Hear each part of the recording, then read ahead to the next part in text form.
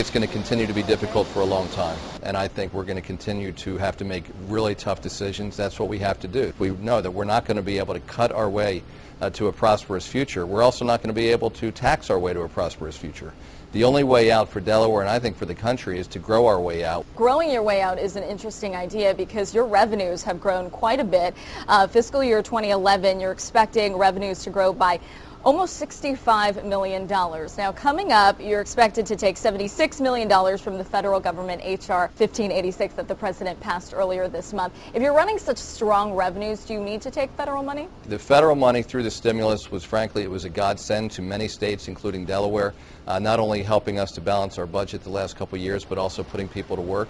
But obviously, we've got to wean our way off of that. We're doing that right now, and we have to continue to grow our way out of this. When do you do that? When do you wean your way out of it? When can you and Governor Parkinson, Governor Schweitzer stand up and say, we don't need any more federal money? Well, we've already had to start to wean. We are reducing the size of government. We have 524 fewer people in state government today than we did when I took office in early 2009. That's out of 15,000 people.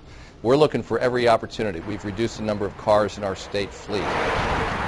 We are moving out of leased real estate. We've renegotiated cell phone bills. We're having to make, literally dozens and dozens of decisions to reduce the size of government. At the same time, we're trying to make government Delaware even more attractive to businesses. $50 million of those decisions. You mentioned a couple. You also cut the state's energy costs. You moved state tax filing systems online. You reduced the Easy Pass customer care service center. Any of those budget cuts that you regret, or any of those budget cuts that you would pass on to other states and encourage them to make? Well, one of the great things is when governors get together, we do share ideas. There have been any number of really painful proposals, painful decisions, but when you have to balance a budget, these are the kinds of things you've got to do. There are 35,000 Delawareans who want to be working and who are not, and as long as that's true, I wake up every day focused on how I can put them back to work.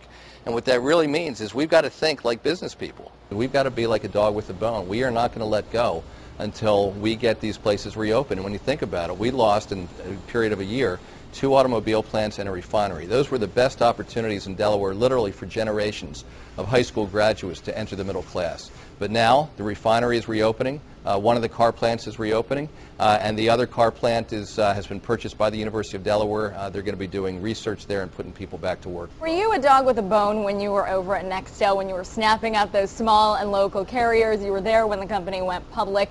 How much of that business acumen have you taken over to your governor role in terms of talking to small businesses and asking them to hire, in terms of talking to bigger businesses on the flip side, the CEO of Valero, and say, hey, don't shut down this refinery, you got to keep these jobs? I think I took 100% of what I learned in the business world. You've got to take risks. If you don't come up with a new distribution channel or a new product, you're going to fall behind. In government, so many of the incentives are not to take any risks at all, because if you fail, it'll be used against you in a campaign or in the newspaper.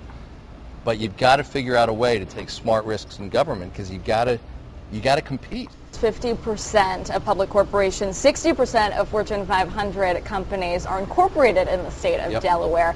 Is that a barometer? Is that a leading indicator for the health of the U.S. economy, for the health of corporates, for the health of CapEx? We generally do better when the financial markets are doing well in that particular area. And we've got a long way to go as a country, there's no question.